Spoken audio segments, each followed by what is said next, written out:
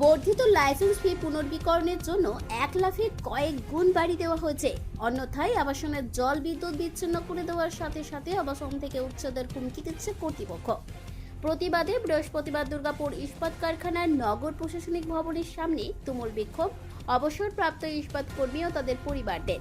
আর scheme চালু করে বারবার সেই স্কিমগুলোকে কনভার্ট হতে বলছে, মাইগ্রেট করতে বলছে। আমরা তার বিরুদ্ধে আন্দোলন করছি। এরা নমিনিকে দিয়ে পাত্তা দিচ্ছে না, ছেলে মেয়েদের পাত্তা দিচ্ছে না, এরা কিছুভাবেই বাড়িতে তাদেরকে থাকতে দেবে না। আমরা তার মাঝখানে আবার গত 5 তারিখে অক্টোবরে যে উচ্ছেদের প্রক্রিয়া শুরু করেছে, আমাদের এই আমাদের আন্দোলনের একটাই মাত্র সূত্র, এই উচ্ছেদের প্রক্রিয়া, এই পাবলিক নোটিশকে প্রত্যাহার করতে হবে, এই উইলিং প্রক্রিয়াকে প্রত্যাহার করতে হবে।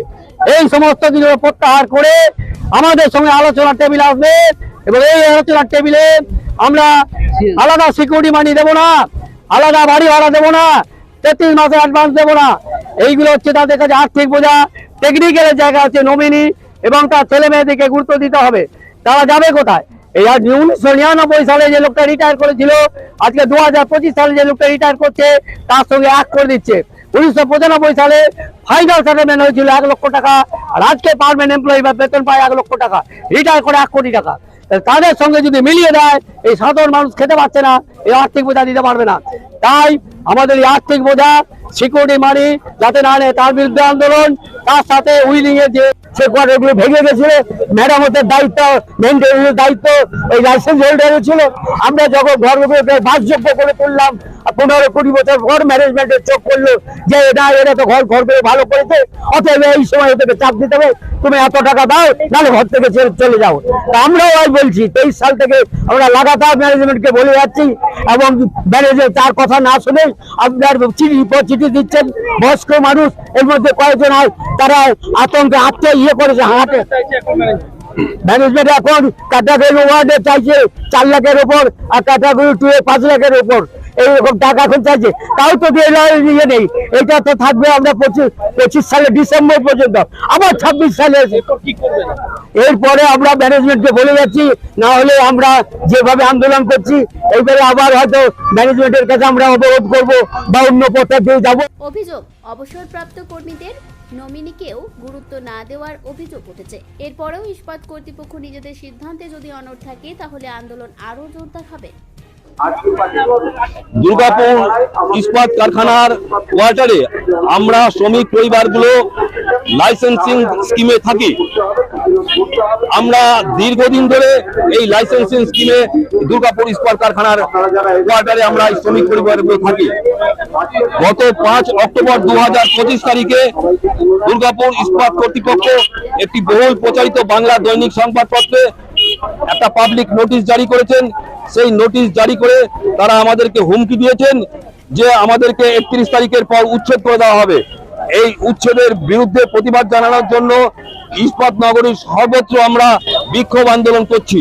এখন আমরা চাইছি, আমরা 2008-এ কোয়ার্টার ডিএসপির কাছ থেকে কিনেছি। আমরা 2008-এ যেই টাকা দিয়ে কিনেছি সেই জায়গাতেই আমরা থাকতে চাই। আমরা কেন বারবার অন্য স্কিমে মাইগ্রেট হব? 1 নম্বর আমাদের সম্মানের ব্যাপার। এরা প্রত্যেকবার একটা নতুন স্কিম নিয়ে আসছে, প্রত্যেকবার নতুন ভাড়া বসাচ্ছে, লাইসেন্স ফিস। আমরা সেগুলো দিতে সক্ষম নই, আমরা দিতে পারবো না। এমনকি এরা বলছে নমিনির কোনো অস্তিত্ব নেই। সেখানে তো আমার শ্বশুরমশাই 86 সালে মারা গেছেন, তারপরে আমার শাশুড়ির নামে আমরা 2008-এ কোয়ার্টার কিনেছি। তিনি এদের অত্যাচারে আজকে স্ট্রোকে ভুগছি। হ্যাঁ, একদম। আমি তো এদের বিরুদ্ধে, এদের অত্যাচারে আমার শাশুড়ি আজকে এত বড় টেনশনে, আমার শাশুড়ি মা স্ট্রোকে ভুগছে। দুর্গাপুর ইস্পাত কারখানার নগর প্রশাসনিক দপ্তরের সামনে অবসরপ্রাপ্ত ইস্পাত কর্মীদের তুমুল বিক্ষোভের জেরে ব্যাপক চাঞ্চল্য ছড়িয়ে পড়ে। কেন্দ্রীয় শিল্প নিরাপত্তা বাহিনীর জওয়ানেরা প্রশাসনিক ভবনের মূল গেটের সামনে দাঁড়িয়ে পড়ে। দীর্ঘক্ষণ দাঁড়িয়ে থাকার পরও ক্যামেরার সামনে কর্তৃপক্ষ কোনো রকম কথা বলতে নারাজ। এই ইস্যুকে সামনে রেখেই শাসক বিরোধীর তরজা শুরু হয়েছে।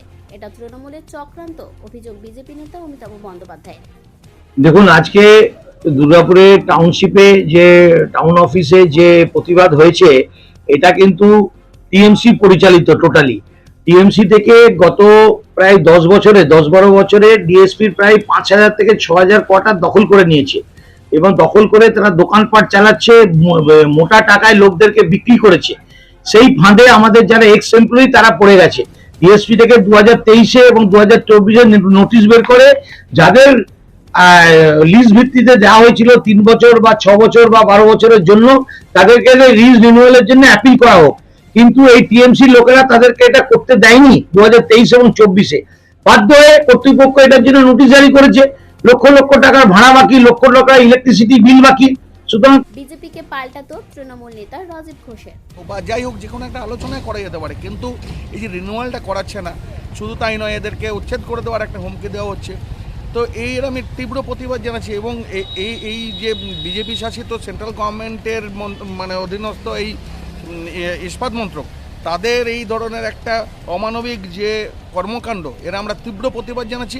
এবং আগামী দিনে ওনাদের মানে ম্যানেজমেন্টকে আমাদের বক্তব্য যে আগুন নিয়ে খেলবেন না, কেননা এই ধরনের যদি এই সাধারণ মানুষদেরকে উচ্ছেদ করানোর চেষ্টা হয়, আমরা রাজনৈতিকগতভাবে তৃণমূল কংগ্রেস এই মানুষদের পাশে থাকবে এবং তীব্র আন্দোলন আমরা গড়ে তুলব গোটা টাউনশিপ জুড়ে। এই মানুষদের পাশে থেকে আমরা দেখে নিতে চাই এবং চ্যালেঞ্জ করতে চাই যে কীভাবে ওনারা উচ্ছেদ করতে পারেন। আমরাও দেখে নেব যে কীভাবে এই দীর্ঘদিন বসবাসকারী মানুষদেরকে ওনারা উচ্ছেদ করতে পারেন। এই জায়গা থেকে দাঁড়িয়ে তৃণমূল কংগ্রেস এবং রাজ্য সরকার প্রায় 4 থেকে 5 হাজার অবসরপ্রাপ্ত ইস্পাত কর্মী আজকের আন্দোলনে সামিল হন। আবাসন ইস্যুতে এবার জটিলতা কোন পথে কাটে, সেটাই আজ লাখ টাকার প্রশ্ন।